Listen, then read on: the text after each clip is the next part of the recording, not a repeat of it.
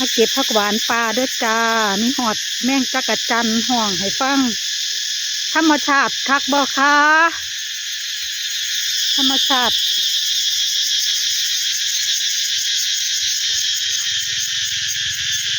มีหอดเสียงจักระจัน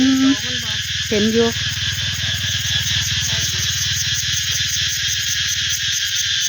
มีหอดเสียงจักระจันค่ะ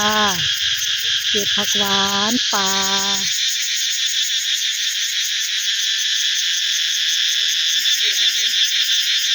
หน้าพ่อประยูน